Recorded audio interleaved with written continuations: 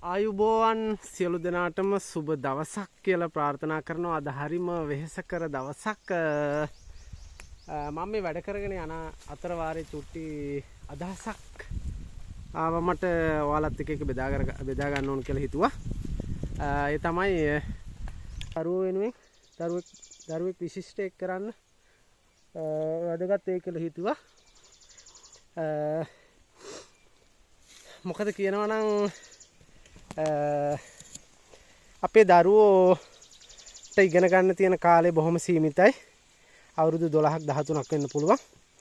ඉතින් දරුවන්ට තියෙන විකල්ප දෙකයි. එකක් තමයි ඔය කියන කාලය ඇතුළත ඊටාම වෙහෙසිලා මහන්සි වෙලා අපි කැප වෙලා වැඩ කරෝතින් විශිෂ්ට ප්‍රතිඵල අරගෙන හොඳ පුද්ගලයෙක් වෙන්න පුළුවන්. විශිෂ්ටයෙක් වෙන්න පුළුවන්. ඒ වගේම කායිකව සහ මානසිකව හොඳ සතුටින් ඉන්න පුළුවන්. මොකද හොඳට ගෙයක් දොරක් හදාගෙන හොඳම වාහනයක් අරගෙන ලෝකේ පුරා ඇවිදින්න ඒ හැම දෙයක්ම ලබන්න පුළුවන්. ඔය කියපු කෙටි කාලය ඇතුළත අපි වෙහෙසිලා මහන්සි වෙලා කැප වෙලා වැඩ කරොත් ඉගෙන ගත්තොත් විශිෂ්ටයෙක් වෙන්න පුළුවන්. අනිත් එක තමයි ඔය කියන කෙටි කාලය ඇතුළත ඉතාම සුව පහසුවෙන් කිසිම මහන්සියක් නොවි කැප නොවි ඉගෙන ගත්තේ නැති වුණොත් එහෙම එයාට ලැබෙන දේ තමයි මුළු ජීවිත කාලෙටම වෙහෙසෙන්න වෙනවා මහන්සි වෙන්න වෙනවා.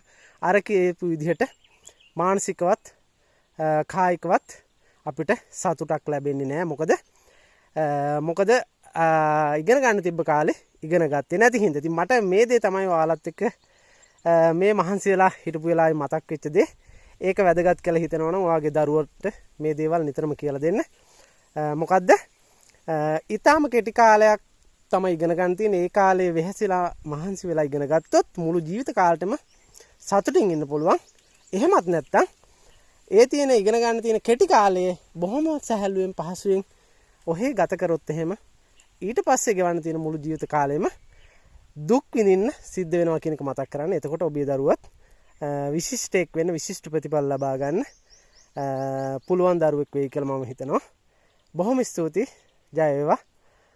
සුබ දවසක් හැම දිනාටම.